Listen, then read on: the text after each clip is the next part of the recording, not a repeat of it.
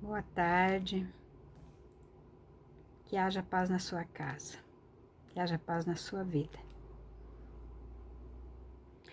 Vamos falar hoje sobre como descobrir, como saber a certeza da vontade de Deus para as nossas vidas.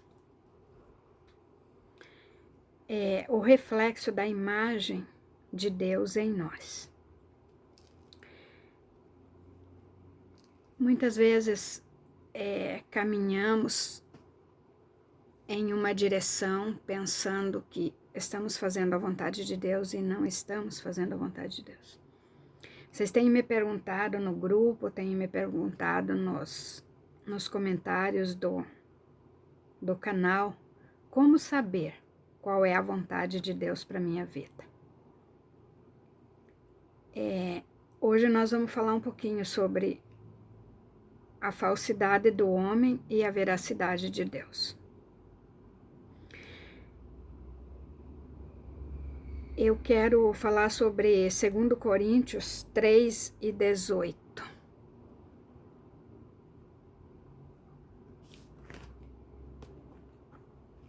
Deus criou a humanidade à sua imagem, moldada segundo o seu ser, refletindo a sua semelhança.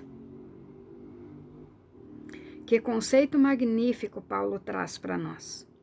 No entanto, essa semelhança não diz respeito à natureza física, mas à natureza espiritual e moral.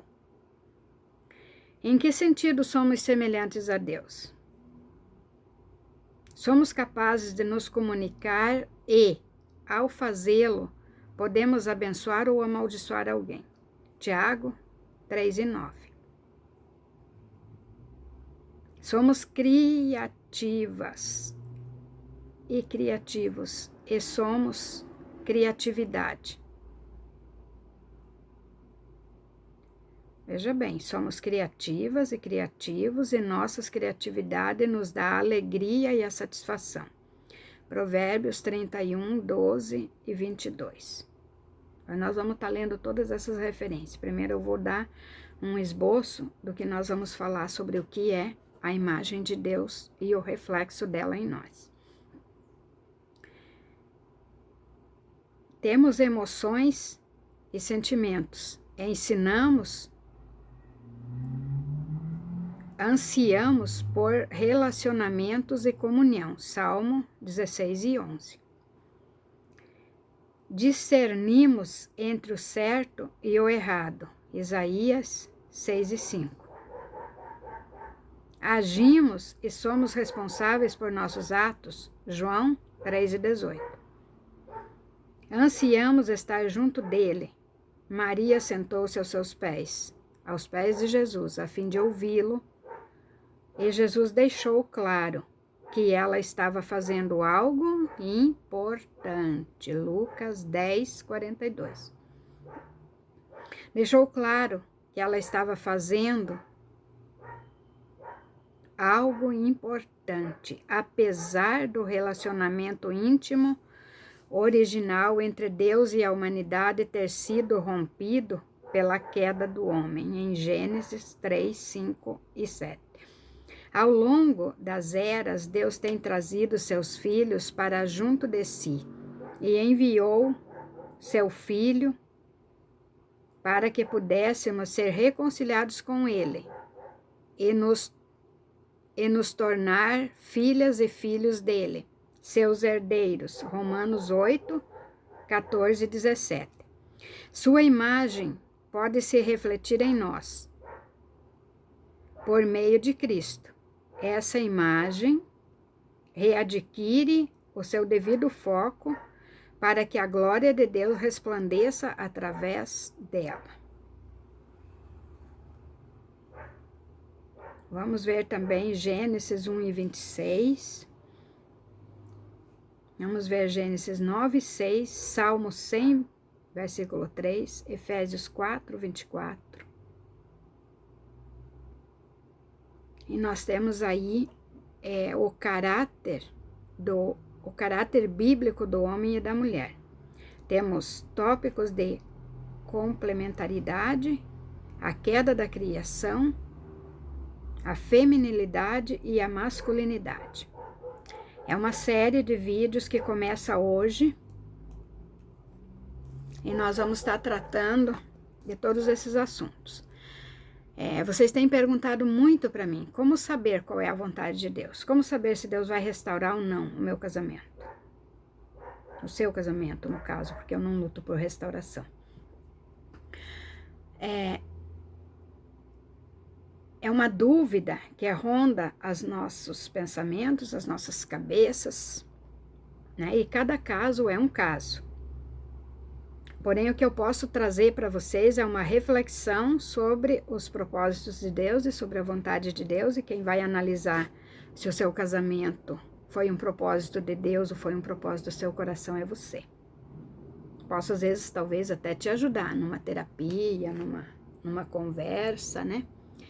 Mas o esclarecimento e a revelação vem da parte do Senhor na sua vida. Eu não posso dizer para você, como vocês têm me perguntado aí no grupo, como é que eu sei se Deus vai restaurar o meu casamento? Eu vou te dizer como é que você sabe. Tendo comunhão com Deus, entrando no seu quarto, fechando a porta do seu quarto, conversando com Deus e refletindo, fazendo o caminho de volta. Quando começou essa relação, como começou, como ela aconteceu, da onde ela surgiu, de que pensamento ela surgiu, de que sentimento ela surgiu, como foi feito, como foi tratado sobre isso. Por que houve a separação, por que houve o problema. Então, são séries de perguntas que vocês me fazem que eu não tenho uma resposta feita para vocês. Não é uma receita de bolo. Esse casamento Deus vai restaurar e aquele Deus não vai restaurar. Não. Cada indivíduo, cada ser humano tem uma história, tem uma causa e tem um efeito. Nós somos resultado de uma ação. Toda ação tem uma reação.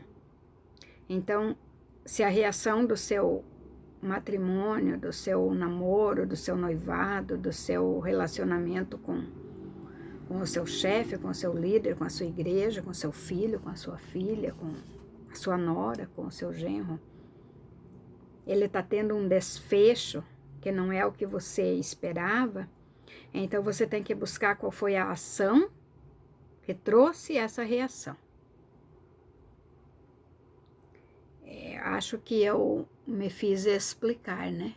Espero que vocês tenham entendido. Se vocês não entenderam, podem deixar suas perguntas, né? Podem deixar suas perguntas que nós vamos estar aí buscando uma resposta para vocês e trazendo à luz da palavra uma iluminação. Amém? Deus, ele não trabalha na dúvida, ele não trabalha na falsidade,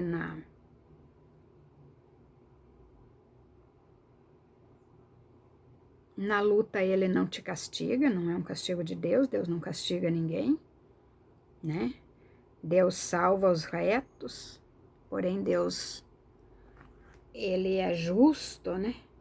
Há a justiça da veracidade de Deus. E Deus, ele permite nós tomar caminhos que às vezes não vão trazer alegria para nós, mas nós queremos, é o desejo do nosso coração, e o Senhor, ele nos dá o livre-arbítrio. Aí você ora e fala, Senhor, eu quero. E Deus permite. Aí vai ter uma caminhada, e durante essa caminhada o Senhor vai pegar na sua mão e vai cuidar de você. Porque Ele tem um propósito para a sua vida. Ele tem um propósito que é fazer o reino de Deus, estabelecer o reino de Deus na face da terra. Para que nós possamos semear o Evangelho. Deus não faz um milagre na minha vida porque eu sou boazinha ou porque eu sou bonita. Não, a palavra do Senhor diz que todos pecamos e todos estávamos destituídos da glória de Deus. Porém, Ele mandou o seu Filho para a redenção dos nossos pecados, para nos restaurar, para nos trazer de volta ao encontro com Deus. Deus fala assim: voltai-vos para mim, e eu me voltarei para vós.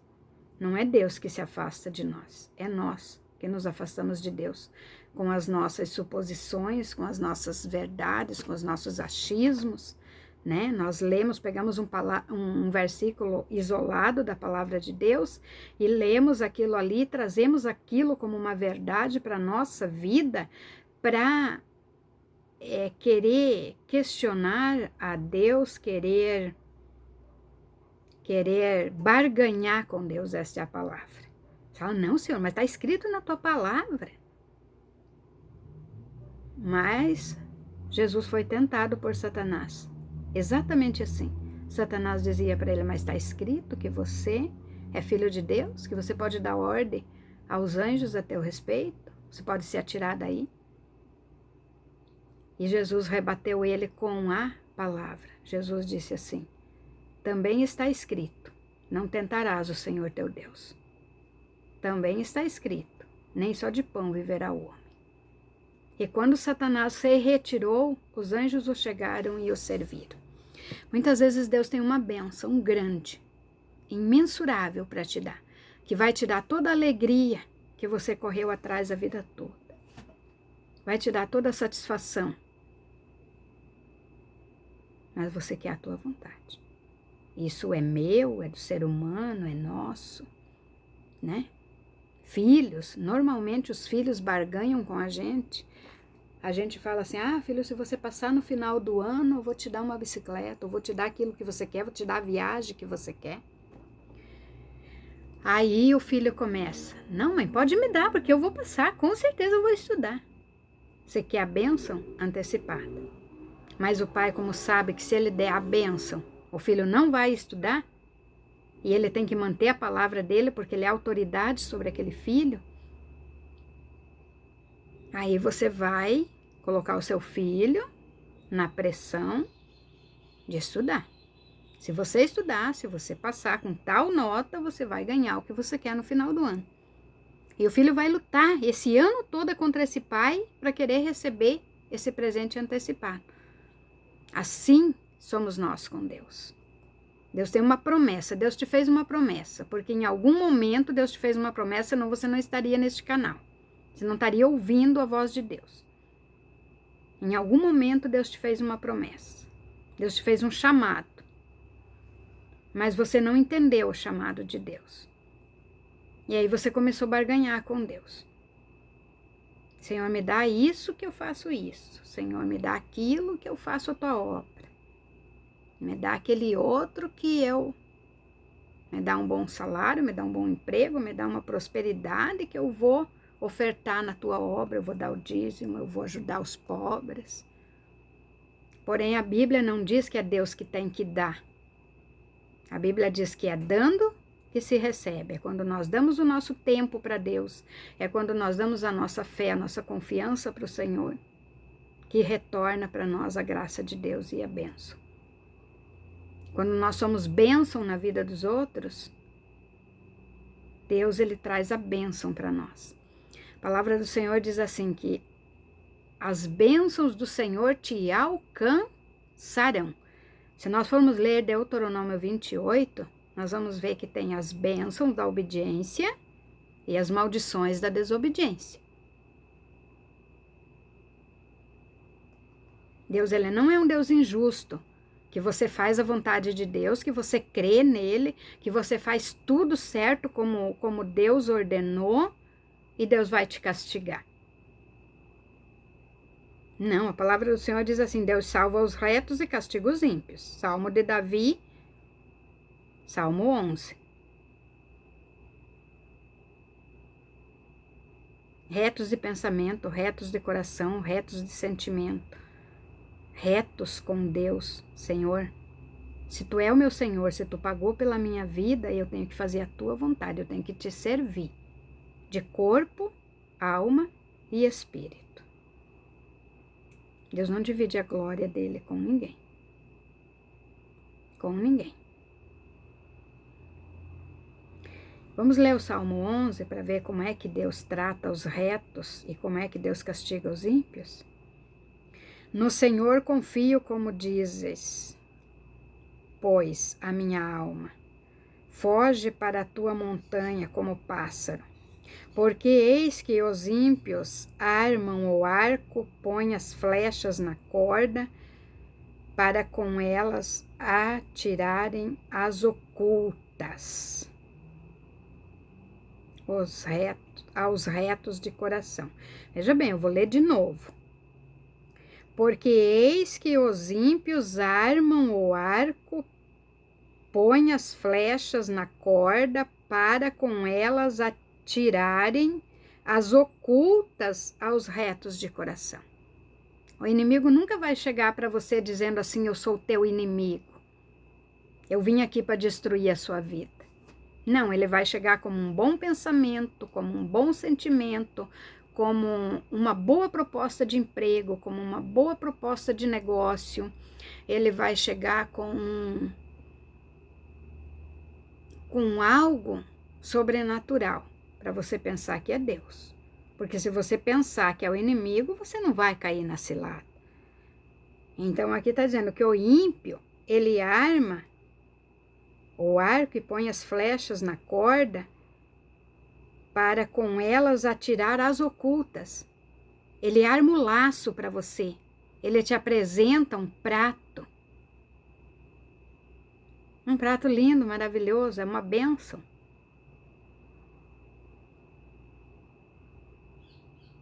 É uma bênção aquele emprego, é uma bênção aquele homem, é uma bênção aquela mulher. Satanás nunca vai se manifestar para você dizendo que é um demônio. Ele nunca vai se apresentar para você dizendo que ele veio para colocar uma enfermidade em você. Ele vai criar uma circunstância para que essa porta fique aberta para ele plantar a enfermidade em você.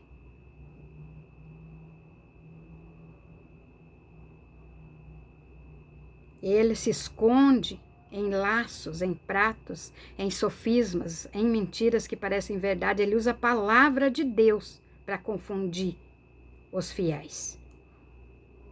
Na verdade, que já os fundamentos se transtornam, que pode fazer o justo. Se o teu fundamento, se a tua base se transtornou, o que você vai fazer? Como pode fazer o justo? O Senhor está no seu santo templo, o trono do Senhor está nos céus.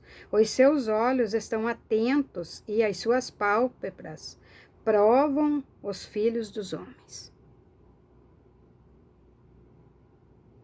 Deus permite que Satanás te traga uma luta, uma prova, uma verdade, uma mentira que parece uma verdade, para provar a tua fé, para provar onde é que está o teu coração.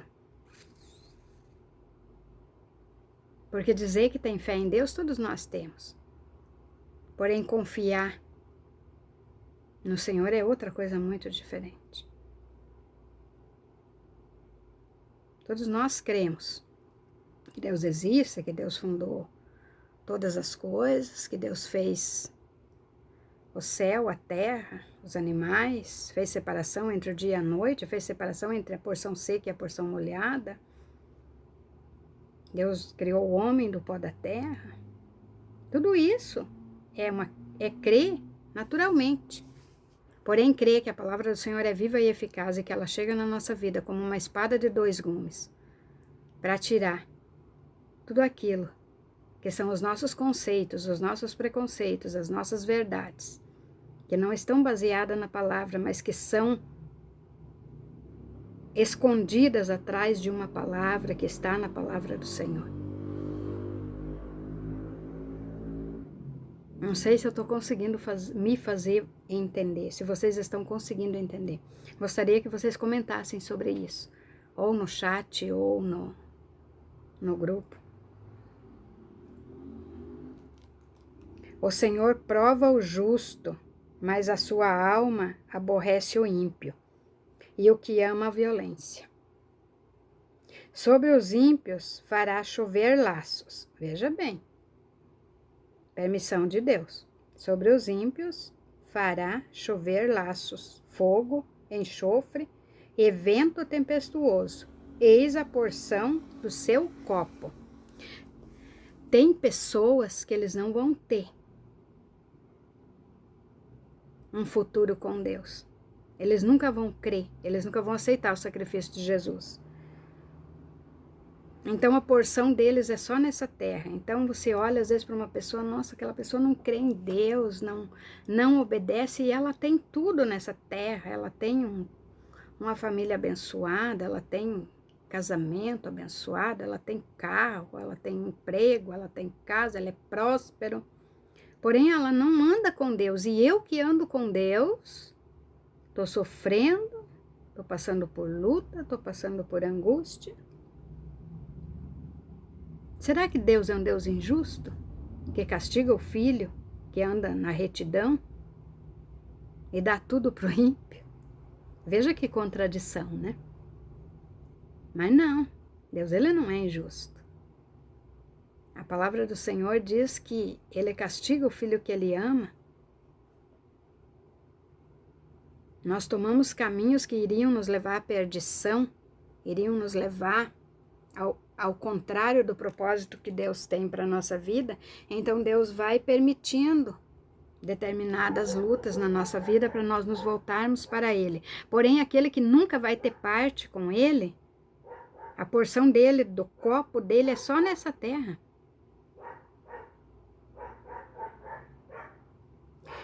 O Senhor veio para salvar todos aqueles que nele crê.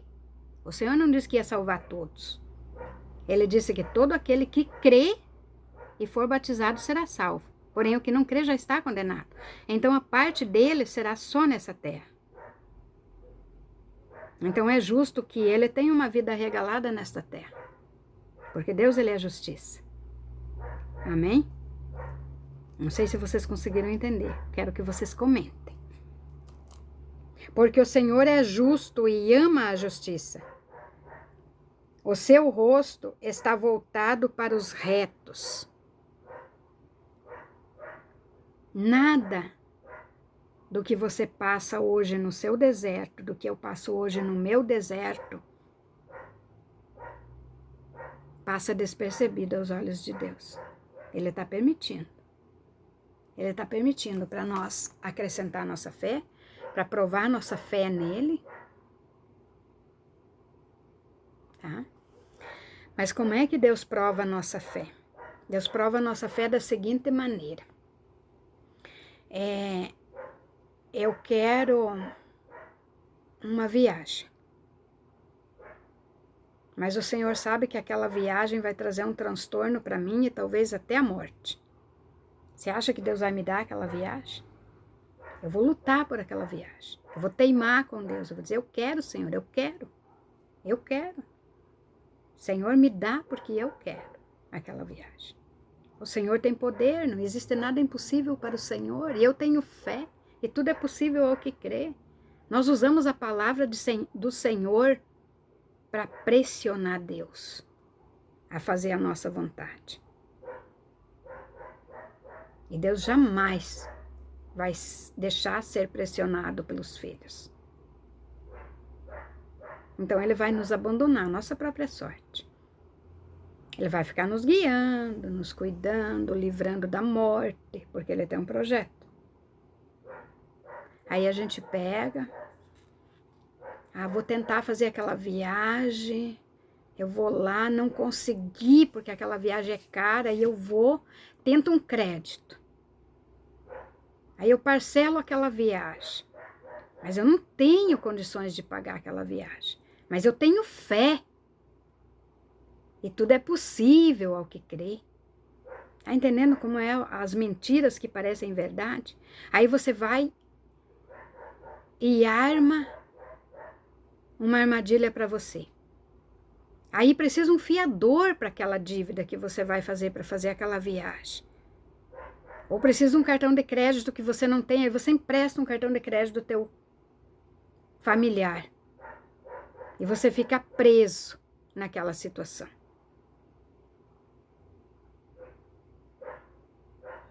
Eu estou dando um exemplo de uma viagem. Mas isso pode ser um casamento, isso pode ser um carro, isso pode ser um ministério. De repente, você não tem o chamado de pastor, você não tem o chamado de missionária, mas você vê e você quer, você deseja aquilo. Mas você deseja não porque você tem um chamado, não porque você quer ganhar almas para o Senhor. Você deseja pelo status, pelo nome de pastor, pelo título. Porque ser pastor não é fácil. Ser missionário não é fácil. Tem um preço para isso. E é um preço alto que nós pagamos.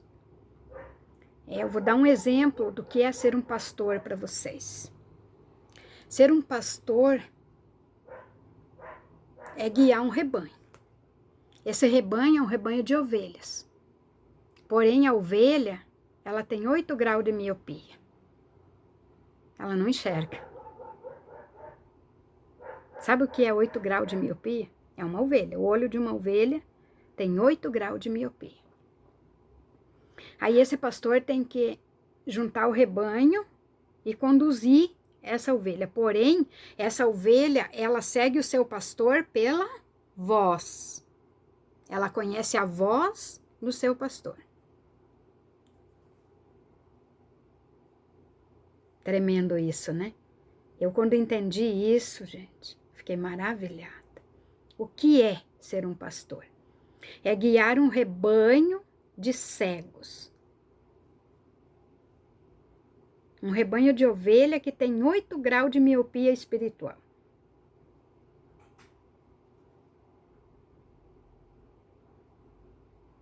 Aí, se tiver lá no deserto, está caminhando um pastor com seu rebanho. Logo em seguida tem outro pastor com outro rebanho. Logo em seguida tem outro pastor com outro rebanho. Se aquela ovelha sair do aprisco, se perder ali, ela vai ficar procurando a voz do pastor. Aí ela pode ouvir uma voz de um pastor que seja um lobo. Ela não ouve a voz de Deus.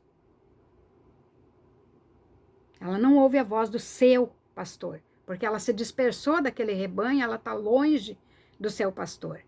Aí vai ter 7 vozes no deserto. A voz do vento, a voz da areia, a voz da tempestade, a voz dos lobos, a voz do inimigo, a voz do parente, da mãe, da sogra, do filho.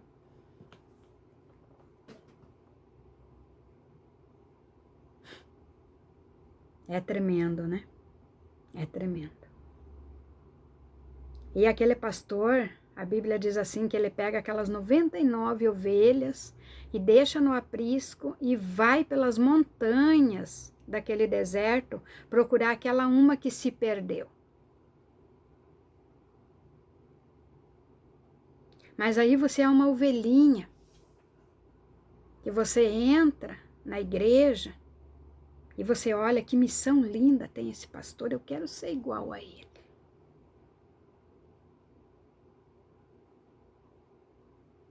Mas você não vai pelo caminho certo. Você não estuda, você não busca, você não vai para o joelho, para a oração. Isso chama-se inveja. Muitos de vocês pediram para mim falar sobre inveja. Vocês viram onde é que nasce a inveja? Nós vamos falar sobre isso no próximo vídeo. Amém? Agora nós vamos orar ao Senhor. Deus maravilhoso e Pai eterno, neste momento, Senhor, eu coloco diante de Ti, Senhor, cada pessoa que vai ouvir esta palavra, cada lar que vai abrir a porta do seu lar para que adentre na sua casa a minha voz. Que não é a minha voz, mas que é a Tua voz, que é a voz do bom pastor. Trazendo uma instrução, uma ilustração, uma parábola, para que as pessoas consigam entender o que é ouvir a voz do seu pastor, o que é ouvir a voz do seu Deus, do seu Senhor. Pai querido e Pai amado, eu quero orar, Senhor, por cada família representada neste grupo. Cada família, Pai querido, representada neste óleo. Cada família, Pai, escrita neste canal. E cada família que ainda vai se inscrever, que vai ouvir um dia essa oração, esse vídeo. Pai querido e Pai amado, eu quero te pedir, visita, Senhor, o íntimo de cada pessoa. Traga a luz da iluminação da Tua palavra. Traga, Senhor, a sabedoria, porque a Tua palavra nos diz que todo aquele que não tem sabedoria, peça a Deus que se lhe há dado, deliberadamente. Senhor, eu quero te pedir, nos dê sabedoria de Gênesis a Apocalipse, Senhor, para podermos discernir a Tua palavra, para podermos entender o que o Senhor quer nos dizer com a Tua palavra. Pai querido, eu quero orar por cada pessoa, Senhor, que estiver tendo uma luta espiritual. Cada pessoa que tiver uma batalha espiritual.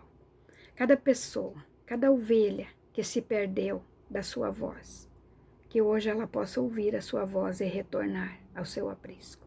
E dizer assim: eis-me aqui, cumpra-se em mim o teu querer, cumpra-se em mim a tua vontade. Pai querido e Pai amado, neste momento eu coloco, Senhor, diante de Ti cada família, cada pedido de oração, cada restauração de vida e cada restauração de lar. Deus querido e Deus amado, Pai eterno, eu sei que de mim mesmo eu nada tenho para oferecer para essas pessoas, mas eu sou apenas um canal. Que o Senhor possa tomar a minha boca sempre, Senhor, e que eu não venha falar nenhuma palavra que seja de mim mesmo, mas que seja a Tua vontade.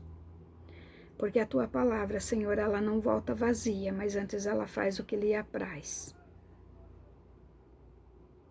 Pai querido e Pai amado, eu quero neste momento, Senhor, com a autorização do Senhor Jesus, entrar no trono da graça e pedir, Senhor, que o Senhor dê ordem aos Teus anjos, Senhor, para repreender toda a obra do mal, para repreender todo o espírito de intriga, de fofoca, de confusão.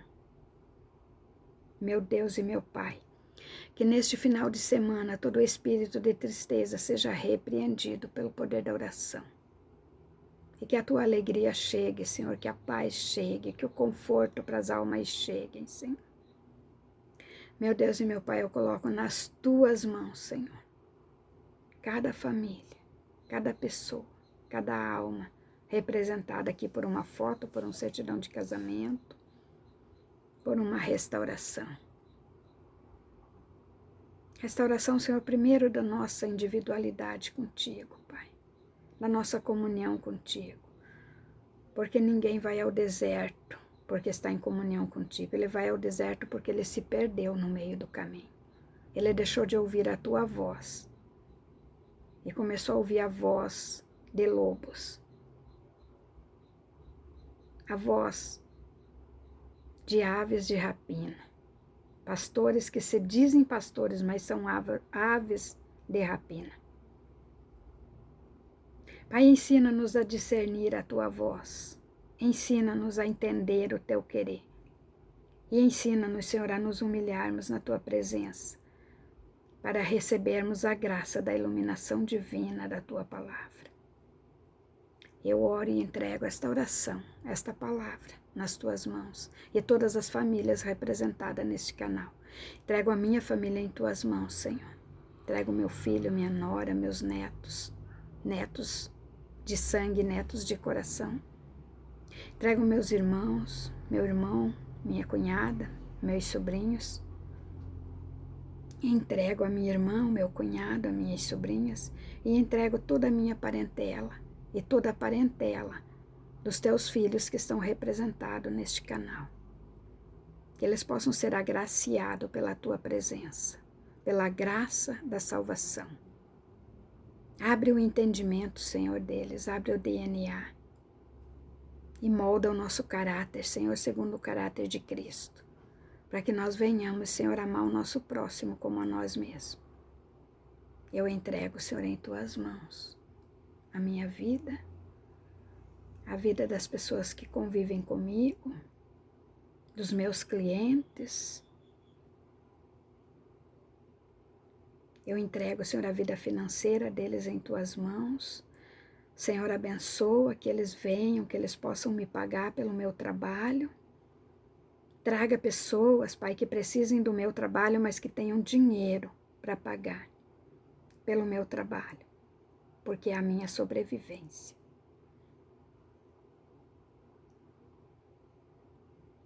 Dai-nos, Senhor, o pão de cada dia. Tua palavra diz que tu nos dá o pão sem dores. Que os teus fiéis, enquanto dormem, o Senhor dá. Pai, então prepara, Senhor. Prepara, Senhor, tudo para os teus filhos, para as tuas filhas. Quero orar, Senhor, por pessoas que estão desempregadas. Abre porta de emprego, Senhor. Mas abra, Senhor, porta de emprego onde essas pessoas possam ser testemunhas da tua verdade. Que elas possam abençoar os seus patrões. Que elas possam ser canal de bênção nessas empresas onde o Senhor vai abrir porta de emprego para elas.